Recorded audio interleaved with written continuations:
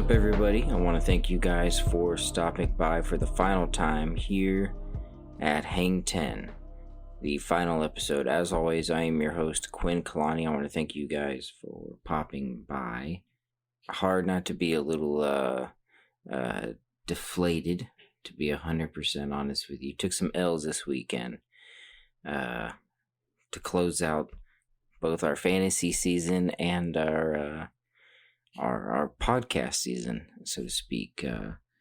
Took a hard L in fantasy, and might as well get into it. Our Los Angeles Rams took a hard L today to our dreaded interdivisional rivals, the Seattle Seahawks. The final score was 20-9 in what was a very poor offensive showing from our Rams. We'll get to the statistics here. Give it away, Jared Goff, our quarterback.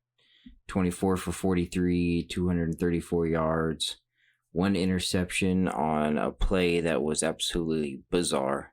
Had no idea who Jared was throwing to. If I remember correctly, we were either right outside the red zone or right just barely inside the red zone. Jared had swung out to the right side of the field and then threw it absurdly. It was as if he was looking for Robert Woods, but threw it at his shadow. It was completely and utterly absurd. In the running game, Darrell Henderson Jr. was having a decent game, 12 for 62, 5.2 yards per average. He went down with a ankle injury off of Jamal Adams' tackle. Defensively, I thought we played well. But there's only so much you can ask our defense to do. I think we came away with a total of 5 sacks. Greg Gaines, of course, AD, AA, 99, Sebastian Joseph Day, Seabass, and Leonard Floyd again having another big game with 2 sacks. Overall, it was just a very poor showing, but this is LA Rams football, in a sense, so to speak. I can't say I'm too surprised, Rams fandom, we are an oppressive, this is a sentiment that can be shared across multiple fandoms. When you are, I'm 28 years old now. I'm closing on 29. For the better of 15 years, the Rams went to the Super Bowl in 2001, the 2001 season when they lost to the New England Patriots, Tom Brady's first Super Bowl. In the 15 years from 2001 to about 2016, 2017, when Sean McVay first came to there, through 2002 to the Jeff Fisher era, we were a fan base in a state of oppression under the Seattle Seahawks. And I think many fandoms feel that way. When you're a 3-win franchise at the bottom of the barrel, and there's that one team that is consistently a 10-win franchise, and you're not getting any sunlight. You're living in the shadow of that team. I'm sure the Browns feel this way about the Pittsburgh Steelers. I'm sure the New York Jets feel this way about the New England Patriots. There's that team in every division in the NFL where it's just the adoration for it is beyond comprehension. I do not understand the admiration for the Seattle Seahawks. I don't understand why their fan base is so popular outside their own state. I think unequivocally, Jared Goff cost us this game.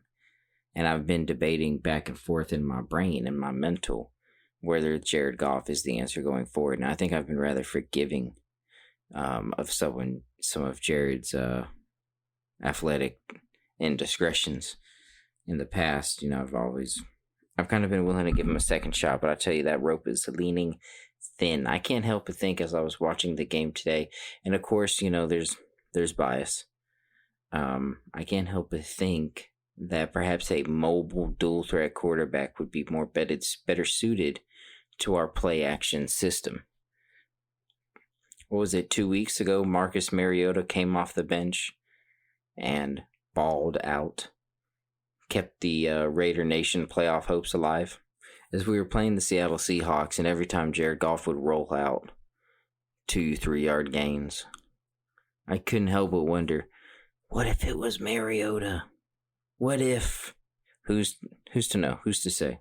What I do know is that if we are to beat Arizona, to have any momentum going forward into the playoffs, if we are so fortunate to get there, a win over Arizona would secure that. It would allow us some sort of measure of control in our own fate. Then the turnaround starts with number 16. Jared has to play better. He has to make better in-game decisions. Because right now, he is costing our franchise wins. Every game in the NFL is absolutely precious. This isn't the MLB. This isn't the NBA. You only get so many shots. And that window is forever closing. It does not get bigger. So hopefully, our Rams can persevere. They can push forward. This being the final episode, there's no real point in doing a preview against the Arizona Cardinals. All I can simply say, let's assume if the season was to end, if the season would have ended today, and there were no playoffs, if we were just to do a Week 16 regular season reflection. In terms of being able to have a season in a pandemic era, in a pandemic league, and have a relatively successful season, in that frame of thinking, then I think the Rams had a successful season. And if the season were to end today, we would go to the playoffs. We would be, at the back ass end of the seeds. From a meritocracy standpoint, it would also be a successful season. Are we, the LA fandom, at the bottom of the barrel in the NFC West? No. But the engine of our offense, the check engine light is on, and it's blinking. And you can drive a couple thousand miles with a check engine light on, but at some point or another, if it is not addressed, the car is gonna just abruptly come to a stop on the freeway.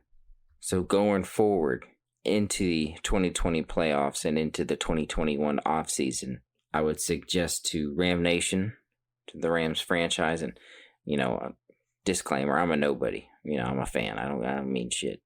Let's pay attention to our check engine lights. Besides that, for this final episode of Hang 10, what I also wanted to do was to give a best of list. And I'm just going to list or offer to you guys 5 films that I thoroughly enjoyed this year that I cannot recommend enough. We're just going to get right into it.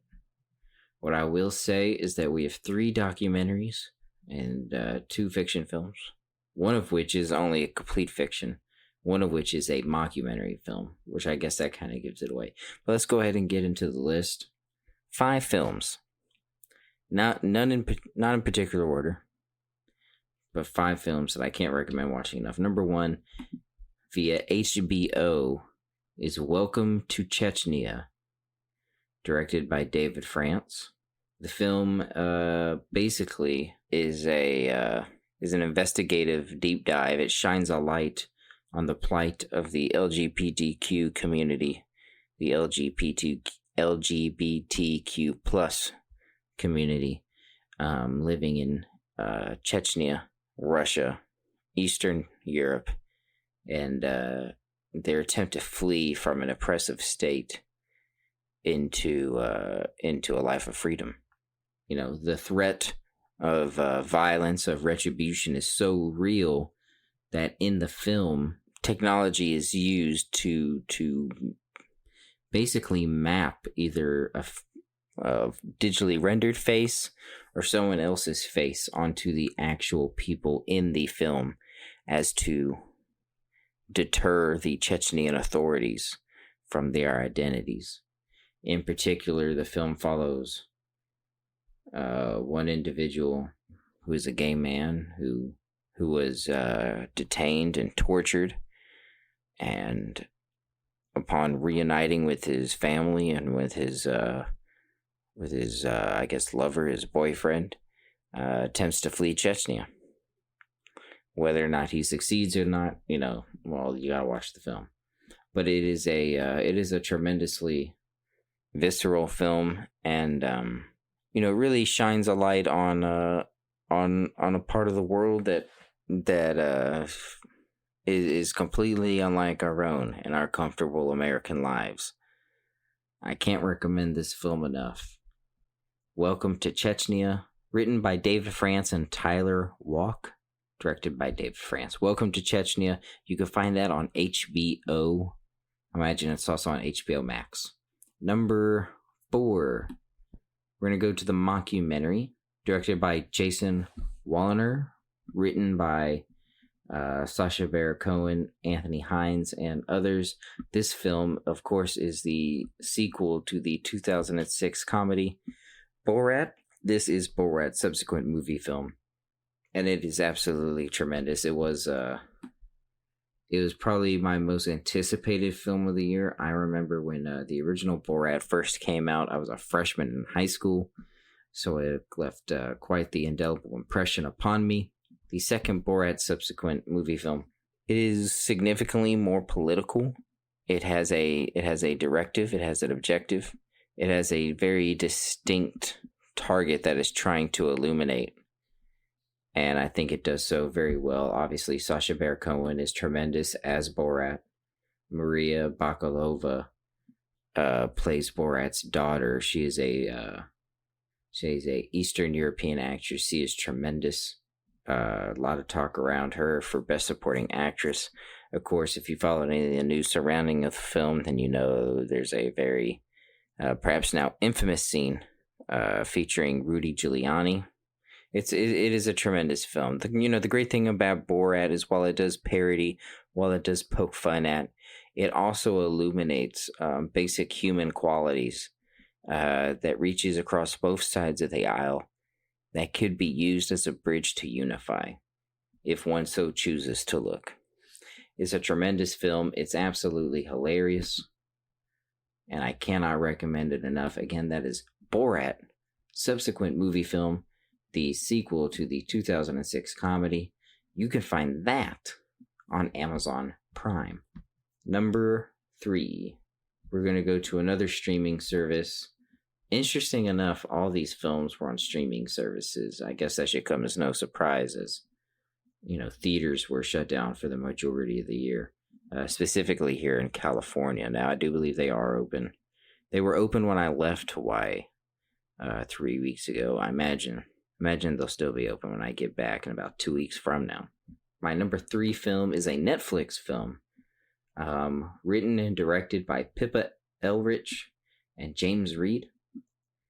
This film is called My Octopus Teacher, and it is about a filmmaker, someone who's part of a documentarian and sort of a naturalist crew, who's going through a bit of a identity crisis, a midlife crisis, who forges a beautiful friendship with an octopus, a cephalopod, living in a kelp forest off the coast of South Africa.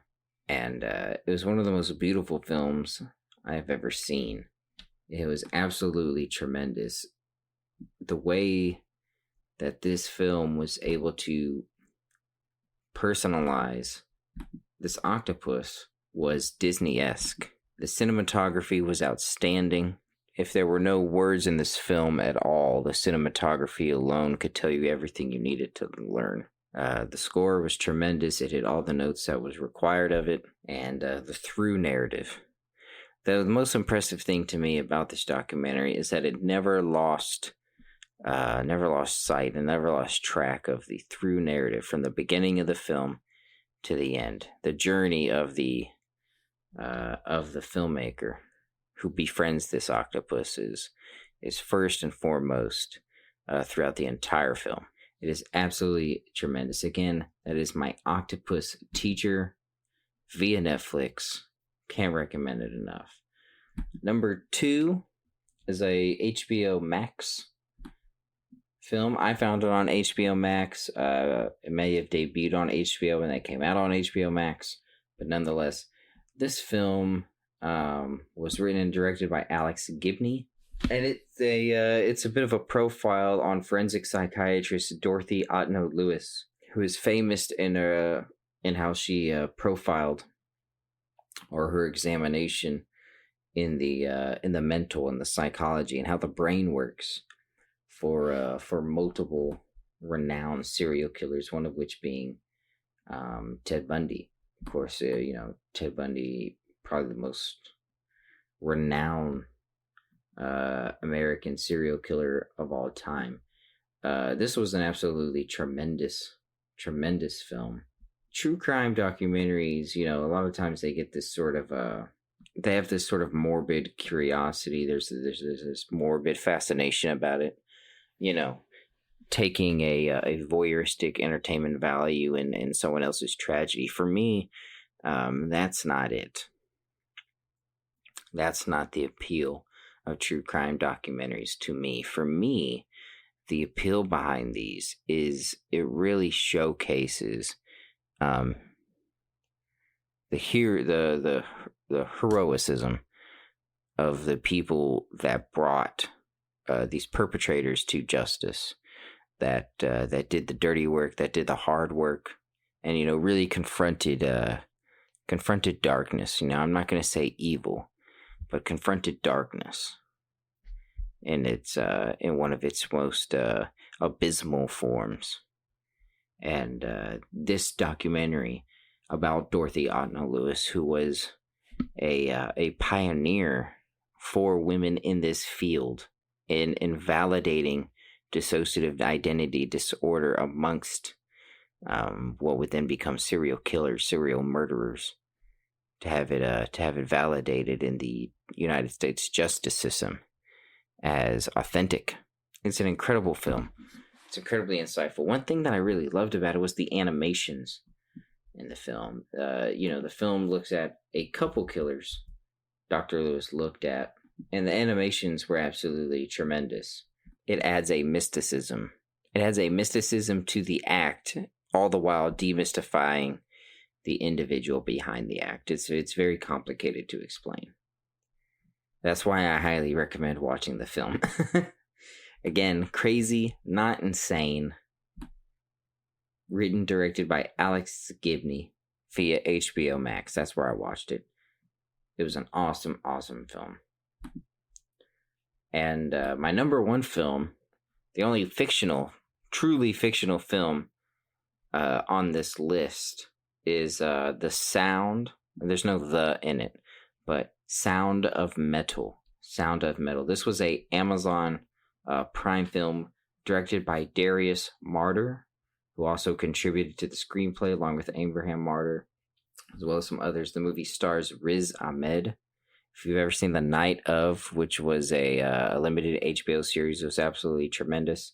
Olivia Cook, Paul Raci. Riz Ahmed is the lead star, our protagonist, who is the drummer in a heavy metal band who abruptly loses his hearing and has to navigate this world absent something that has been a foundation for his entire life, for his entire identity, his entire being. Without his ability to hear, his ability to play music is severely compromised. And Riz Ahmed's performance is absolutely and utterly tremendous. And when the character evolves, from accepting that music may no longer be a viable option. So what are my options now? That big question. How many times in life, and this is relatable to everyone, how many times in life are you confronted with being forced to take a new route, a new path? That's pretty much what this film is here. It's an absolutely tremendous film. I thought Riz Ahmed gave the performance of the year. I can't recommend it enough. It has the best sound design I've heard in a film, maybe in the past 5 years. It is absolutely tremendous. The sound design is perfect, and completely enforces the narrative, builds upon the narrative. It is in no way distracting nor detracting. It is an awesome, awesome film. Sound of Metal, starring Riz Ahmed, directed by Darius Marder. I cannot recommend this enough. It was my favorite film of the year. With that being said, that is my film list I wanted to relate to you guys. We are winding down here on our final episode. I guess I'll just close with some final thoughts. This podcast, I guess the Closers podcast, the Closers Network as a whole, has been a tremendous gift to me. It's provided it's provided a structure in a year in which most of the structures in our lives were absent. So first and foremost, I need to give a big thank you to the lead horse, Marco Alvarado, for bringing me along on this journey and providing me this platform. I need to thank my best friend Ryan, Mitchell, Matt, Kev, Ezo. I want to thank Christian McGee, Jessica, and everyone else who listened, who I'm not recalling at the moment. I'm not an absolute pro at this sort of thing. I'd just rather give a collective tip of the hat to everyone who listened and who supported and who offered their feedback and their encouragement. Those acts of kindness are not lost on me, and I do look forward to returning it in turn. So, I won't linger any longer. I won't be that guy at the party that doesn't know when to leave. So we're at the 28-minute mark, just near half an hour. Perfect time for the final time. I want to wish everybody a belated Merry Christmas, a Happy New Year that's right around the corner. Hopefully, collectively, things are better for all of us. And as always, stay smart, stay safe. God bless you, whatever God you choose to believe in, or perhaps the absence of God. Both are equally beautiful. One is not perched above the other. And with that being said, I'm already kind of dragging it out, so let's just rip the band-aid and get the hell out of here. All right, guys, one last time. Stay safe, stay smart. God bless. Adios. I shall see you around the bend. I'm out.